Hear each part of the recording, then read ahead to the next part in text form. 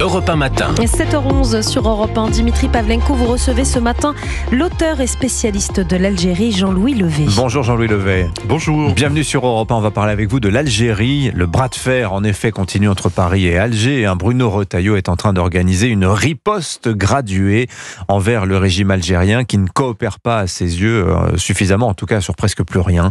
Vous connaissez très bien l'Algérie, Jean-Louis Levet. D'abord, vous y êtes né, français, avant l'indépendance en 62. Puis vous y avez mené une mission de coopération pendant 6 ans pour le compte du gouvernement français entre 2013 et 2019. Et vous en avez tiré de votre expérience algérienne un livre passionnant que je montre sur europe1.fr si vous nous regardez. Le mal algérien, c'est paru chez Bouquin. Ce livre, c'est un peu le bilan de votre immersion dans le pays du monde à l'envers. C'est ainsi que vous appelez l'Algérie. Pourquoi ce surnom ? Parce que progressivement, le mal algérien, bien sûr, renvoie au pouvoir algérien, bien entendu, et pas du tout aux citoyennes et aux citoyens algériens. En fait, pendant cette mission, j'ai réalisé plus de 120 missions, seul sur le terrain, dans les différents territoires algériens, de façon à comprendre leurs besoins, leurs attentes, leurs compétences, qui sont nombreuses, et ensuite, avec des opérateurs français, des entreprises, des universités, et bien construire, élaborer des projets sur le terrain. Et alors, vous y êtes parvenu Jean-Louis Levet ? Très concrètement, quand j'ai remis, on est entre nous, donc on peut tous dire, quand j'ai remis mon rapport final, je tenais d'abord à remettre des rapports tous les 6 mois pour bien faire le point et voir à chaque fois où nous en sommes. Oui. Et en fait, oui, j'ai largement contribué à créer de l'ordre de 55 projets de coopération dans tous les domaines. Oui. Le domaine de la finance, de l'industrie, du manufacturier, de la transition numérique, de la formation aussi, toujours en partenariat avec des organisations françaises. Mais le livre 14 que vous écrivez, n'ont pas avancé. Oui. Et ces 14, comme par hasard, ont tous été proposés par des ministres algériens. Mais le ministre change, le chef de bureau a changé, on ne sait pas pourquoi, et le projet s'arrête. Donc, autrement dit, toute cette énergie du système politico-administratif est mise d'une certaine façon pour que rien ne bouge. Voilà, parce que en fait, vous n'avez pas écrit un livre qui s'appelle « C'est formidable d'aller travailler avec l'Algérie ». Ça s'appelle « Le mal algérien ». Pourquoi ? Parce que l'Algérie, ce que l'on en voit, en tout cas vu de France, c'est la captation de l'État par l'armée, c'est la corruption, c'est la bureaucratie kafkaïenne, c'est l'exploitation incessante de la rente mémorielle dans le but de taper sur la France macronito-sioniste, c'est ainsi qu'on parle aujourd'hui en Algérie. C'est l'étouffement de la jeunesse aussi, qui ne voit plus son salut que par l'émigration, etc. En Algérie, ce qui est très important pour le pouvoir algérien, c'est que l'histoire s'est arrêtée en 1962. Il faut comprendre cela. Comme ce pouvoir n'a aucune légitimité, le président Tebboune c'est le pouvoir qui a arrêté l'horloge algérienne sur 1962. A arrêté l'histoire en 1962. C'est une volonté politique. C'est une volonté politique. C'est pour ça que je parle du pouvoir algérien. D'ailleurs, le président Tebboune a été élu. Je crois qu'il y a moins de 15% des Algériens qui se sont rendus aux urnes. C'est quoi son petit surnom en Algérie d'ailleurs ? C'est Pinocchio. Pourquoi appelle-t-on Abdelmajid Tebboune Parce Pinocchio en Algérie ? Beaucoup d'Algériens considèrent qu'il a souvent tendance à mentir. Et d'ailleurs, ses propos sont tellement peu écoutés, peu sensibles, que finalement plus personne ne l'écoute. Un seul exemple.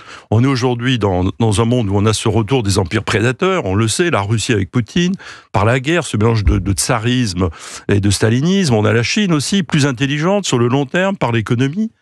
Et finalement, l'Algérie se rapproche de ces deux empires prédateurs, notamment la Russie. Les armements, elle vient d'acheter à nouveau des chasseurs bombardiers russes, ça a été annoncé tout récemment.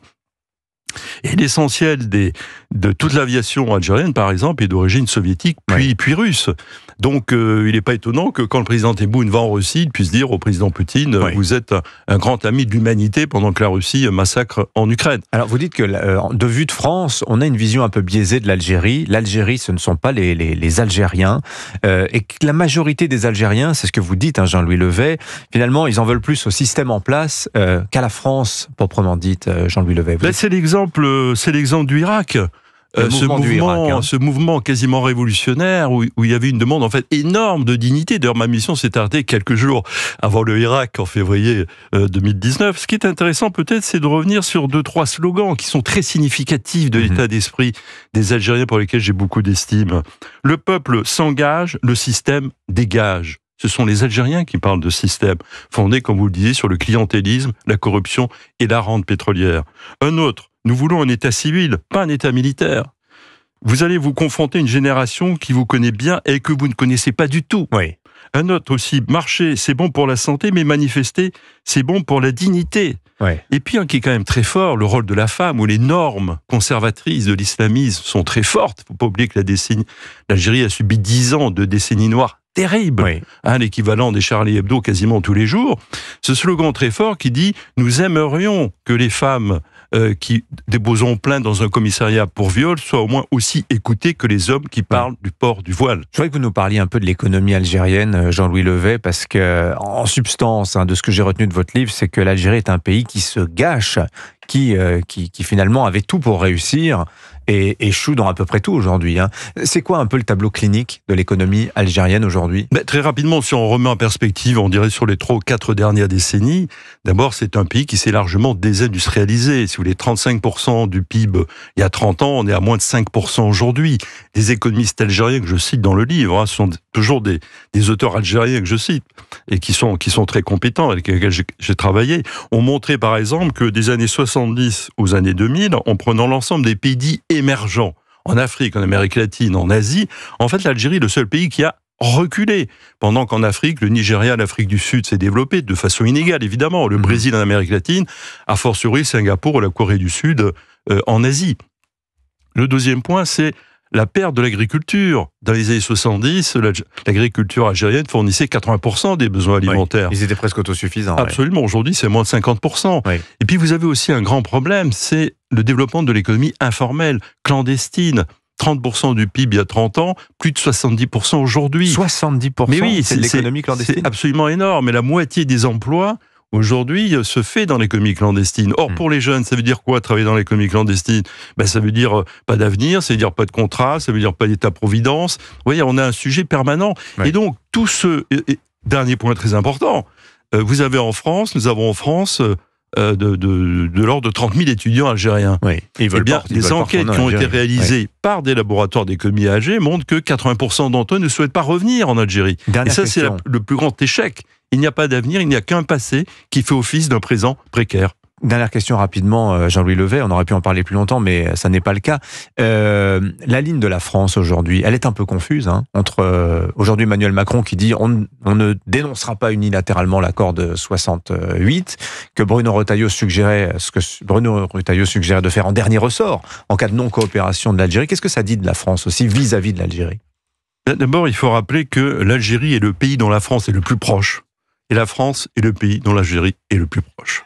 Sur un plan culturel, on a une langue en commun, même si le gouvernement algérien souhaite supprimer le français, ce qui dit une énorme bêtise, parce que ces langues sont évidemment fondamentales pour tout pays. Ce qui dit surtout, c'est qu'en France, en fait, depuis des années, d'une certaine façon, l'histoire s'est arrêtée aussi pour nous en 62. Moi, je suis très étonné, en tant que citoyen français, de voir que dans bon nombre de médias télévisés, notamment dans le secteur public, à chaque fois qu'il y a un reportage sur l'Algérie, c'est ce que j'appelle le triangle des Bermudes. C'est la colonisation, la guerre d'Algérie, et la guerre des mémoires. D'ailleurs, il n'y a pas de guerre des mémoires. Entre un harki, un pied noir, des Algériens, il n'y a pas de guerre des mémoires. Et donc, nous-mêmes entretenons, si vous voulez, une relation assez perverse. On n'a pas de stratégie globale à l'égard de l'Algérie. Or, nous sommes aujourd'hui dans un monde, je le rappelais, où les empires prédateurs se développent. Nous avons Trump et les États-Unis qui est une sorte de national-capitalisme extrêmement agressif. Et en Méditerranée, vous avez la Chine qui fait main basse sur la plupart des ports. Ça commence par le Pirée, les 4 ports italiens. Donc ça veut dire que tous les produits contrefaits chinois se distribuent en Afrique comme en Europe. Donc construisons une stratégie globale à l'égard de l'Algérie et ne contentons pas de dire on supprime tel accord ou telle chose. Vous voyez, on n'a pas véritablement de vision globale et notre classe politique, malheureusement, manque cruellement de connaissance de ce pays et n'a toujours pas compris que l'axe Paris-Alger, c'est aussi important que Paris-Berlin. Merci beaucoup Jean-Louis Levet. Votre livre, Le mal algérien, donc à lire, c'est chez Bouquin. Bonne journée à vous, merci d'être venu sur Europe 1. Il est 7h20 sur Europe 1.